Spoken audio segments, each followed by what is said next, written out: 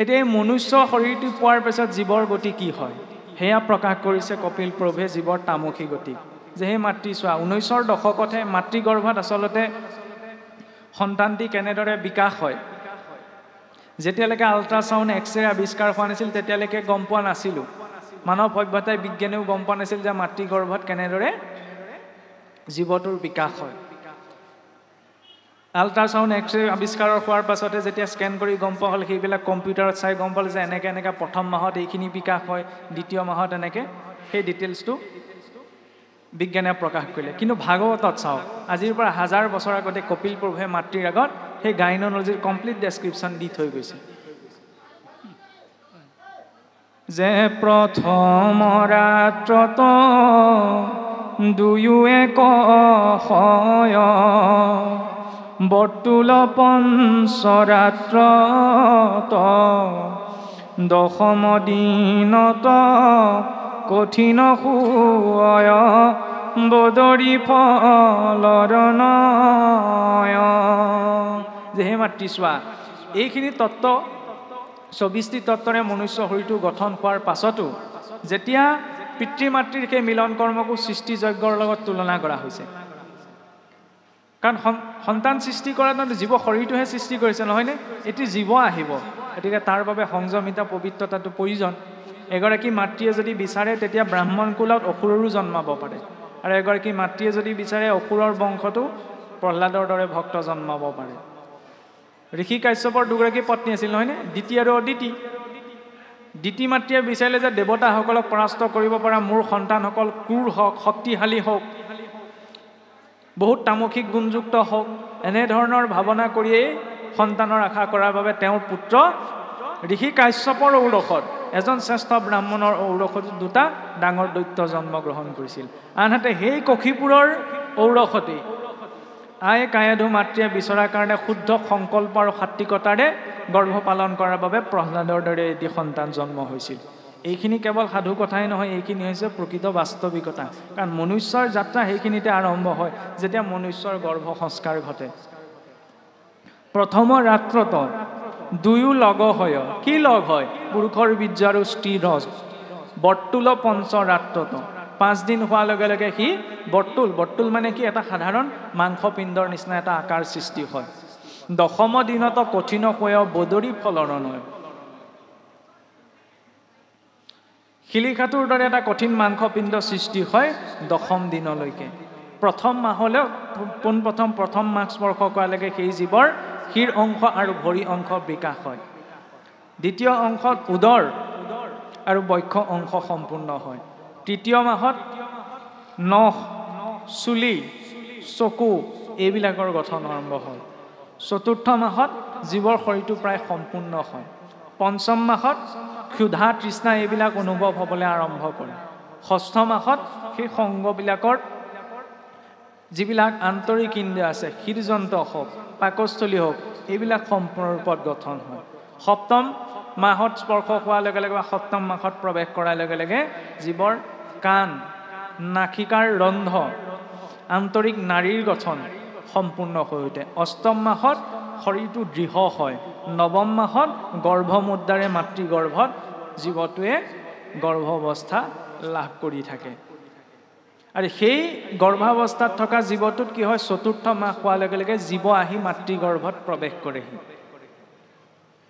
সেইবাবে যে আমাৰ কোৱা হয় যে আগতে এইটো ব্যৱস্থা আছিল গৰ্ভাৱস্থা পালন কৰা আইগৰাকীক টান কাম কৰিবলৈ নিদিয়ে বা বহুত নীতি নিয়মত থাকিবলৈ দিয়া হয় কিয় কাৰণ মাতৃগৰাকীয়ে যেনে ধৰণৰ আচৰণ কৰিব যি বাক্য ক'ব যেনে ধৰণৰ অন্ন খাব তাৰ প্ৰত্যক্ষ প্ৰভাৱ সেই গৰ্ভস্থ সন্তানটিৰ ওপৰত পৰে কেনেদৰে হে ৰামাপ্যায়নী নামে নাৰী গোট আছে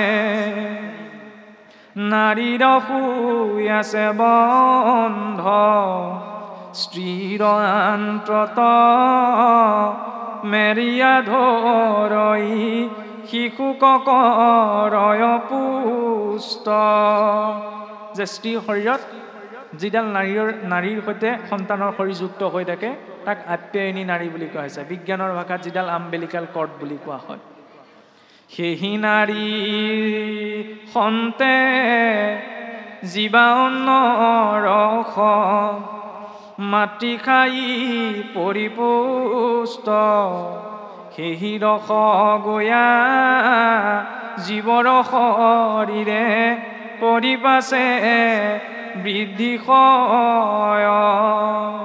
গতিকে সেই আপ্যায়নী নাৰীৰ জৰিয়তে মাতৃগৰাকীয়ে যিখিনি অন্ন ৰস ভক্ষণ কৰে সেইখিনি গৈ জীৱ শৰীৰত পৰেগৈ। আৰু মাতৃগৰাকীয়ে যেতিয়া জ্বলা টেঙা তিতা খাৰ আদি কৰি মাতৃখায় যত যত তাৰ ৰস গয়া শৰীৰে পৰয় মূৰ্ছা যায় প্ৰতিনিত। মাতৃগৰাকীয়ে যদি জ্বলা টেঙা তিতা এইবিলাক ৰস গ্ৰহণ কৰে তেতিয়া সেইবিলাকো গৈও সেই জীৱ শৰীৰত পৰেগৈ। আৰু আধ্যাত্মিক দৰ্শনে কৈছে যে সেই মাতৃ গৰ্ভত থকা সময়টো জীৱ যেতিয়া মায়াৰ সংস্পৰ্শত নথকাকৈ বৰ্তি থাকে তেতিয়াহ'লে সেই জীৱৰ পূৰ্বজন্মৰ সকলো কৰি অহা পাপ পুণ্যৰ কথা মানস পটত ভাহি থাকে। আৰু তেতিয়া সেই জীৱই গৰ্ভক্লেশ ভুঞ্জি থাকে। গৰ্ভক্লেশ প্ৰত্যেক জীৱই মাতৃ গৰ্ভত থাকোঁতে সেই গৰ্ভক্লেশ ভুঞ্জি আহিছে। মাতৃ গৰ্ভত পৰি যেতিয়া সেই বিষ্ঠা মূত্ৰৰ গৰ্তত একে লেটিপেটি হৈ জীৱ পৰি থাকে তেতিয়া জীৱই বোলে বাৰে বাৰে ঈশ্বৰক প্ৰাৰ্থনা কৰে যে প্ৰভু এনেদৰে মই বহু জনী ভ্ৰমণ কৰিলোঁ, এনেদৰে বহু মাতৃ গৰ্ভত মই সুখে দুখে বিভিন্ন ধৰণৰ দিন দেখি পেলাই পুনশ্চ মাতৃ গৰ্ভত মই বদ্ধ হৈছোঁ। প্ৰভু মই এই মাতৃ গৰ্ভৰ পৰা বাজ হৈ তোমাৰ চৰণ ভজনা কৰিম, তুমি যেন মোক এই সংসাৰ গৰ্তৰ পৰা উদ্ধাৰ কৰি নিয়া। গতিকে জীৱই ভগৱন্তৰ পৰি এটা প্ৰতিজ্ঞা মাতৃ গৰ্ভতে কৰি থৈ আহে। কি প্ৰতিজ্ঞা? যে প্ৰভু সংসাৰলৈ গৈ মই তোমাৰ চৰণ ভজনা কৰিম। গুৰুৱে মাত্ৰ আশ্ৰয় প্ৰদান কৰোঁতে তাক মনত পেলাইহে দিয়ে।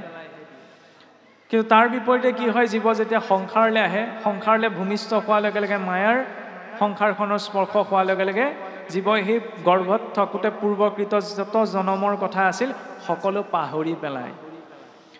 এ ৰাম মাতৃৰ গৰ্ভৰ পৰা লোভিলা চেতন তেতিক্ষণে পাহৰিলা কৃষ্ণৰ চৰণ।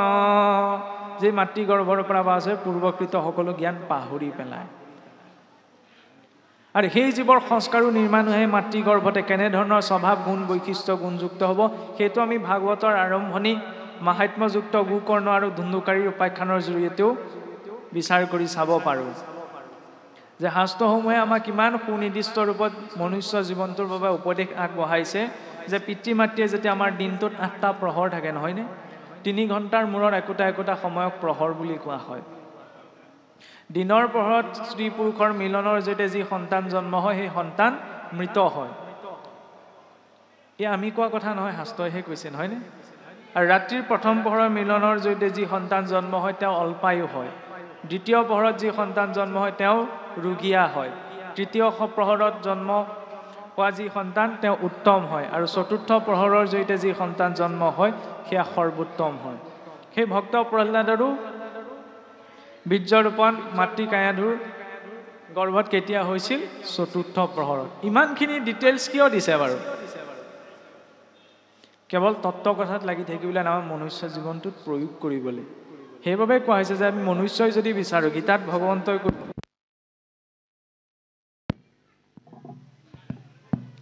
যে আমি কলিযুগৰ মনুষ্য হিচাপত বিশেষকৈ 2 প্ৰকাৰৰ সম্পদ লৈ জন্ম গ্ৰহণ কৰোঁ, দৈবিক সম্পদ আৰু আসুৰিক সম্পদ।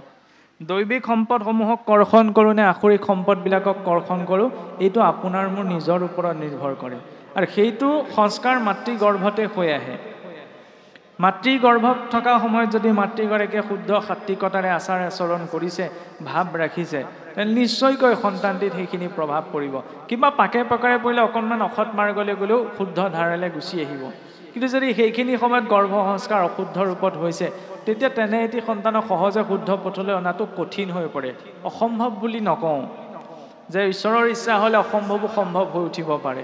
কিন্তু যিটো ব্যৱস্থা আমি যদি গৰ্ভকালীন অৱস্থাতে গুৰুত্বতা দিওঁ তাৰ জৰিয়তে এক সুনিৰ্দিষ্ট ৰূপত দৈবিক সম্পদযুক্ত সন্তান আমি প্ৰাপ্ত কৰিব পাৰোঁ। এইখিনি কথা কিন্তু বিয়া পতাৰ আগত কোনোবাই কাৰোবাক বুজাই দিয়ে জানো? কাৰণ এইখিনি কথাত আমাৰ গুৰুত্ব এটাই নাথাকে, কিন্তু এইখিনি কথাই লাগে। এতিয়া আমি কওঁতে আমি যি ঢুকি পোৱা গৈছে তাকহে আমি প্ৰকাশ কৰিছোঁ। ভাগৱতে ইয়াতকৈও গভীৰ স্তৰলৈ গৈ প্ৰকাশ কৰিছে। গতিকে সেইখিনি সংস্কাৰমুখী কথা আমাক লাগে, যাতে তাৰ যেতিয়া আমাৰ আগন্তুক জীৱন প্ৰণালীটো শুদ্ধ হয় বা সাত্বিক হয়। কাৰণ স্ত্ৰী পুৰুষৰ মিলনৰ সময়ত স্ত্ৰী পুৰুষৰ যেনেধৰণৰ ভাৱ জড়িত হয়, তেনেধৰণৰ সংস্কাৰযুক্ত ভাৱনায়ো সেই গৰ্ভস্থ সন্তানটিক প্ৰভাৱ পেলায়। যদি দাম্ভিকতা তামসিকতা কেৱল কাম উন্মত্ততাত ভাৱনাগ্ৰস্ত হৈ সেই গৰ্ভ সংস্কাৰ হৈছে, তেতিয়া সেই সন্তানো তেনেকুৱা উন্মত্ততা গুণযুক্তই হ'ব। সেইবাবে তাত সংযমিতাৰ প্ৰয়োজন। কাৰণ আমি যদি চাওঁ, কায়াদু মাতৃও যিদিনা কশিপুৰৰ বীৰ্য গৰ্ভত স্থাপন কৰিছে, মানে কাহিনীটো আমি সকলোৱে জানো যে বাৰে বাৰে কশিপুৰক পৰোক্ষভাৱে মাতৃগৰাকীয়ে নাৰায়ণক স্মৰণ কৰাই লৈছে। সন্তানহে জন্ম দিবলৈ তাত আকৌ ভগৱানৰ নামটো লোৱা কিয় প্ৰয়োজন? সেইটোৱেইটো দৰ্শন, যে ভক্তি মানে কেৱল ধূপ গছ জ্বলোৱা চাকি গছ জ্বলোৱাটোৱেই নহয়। জীৱনৰ প্ৰতিটো পৰ্যায়ত যেতিয়া ভগৱত স্মৰণৰ ধাৰাটো গুচি আহে, তেতিয়া সেয়া হৈছে প্ৰকৃত ভক্তি। আৰু সেই ভক্তিহে মনুষ্য জীৱনটো পৰিৱৰ্তন কৰাব পাৰে। আৰু সেই দৰ্শনেই আমাক লাগে।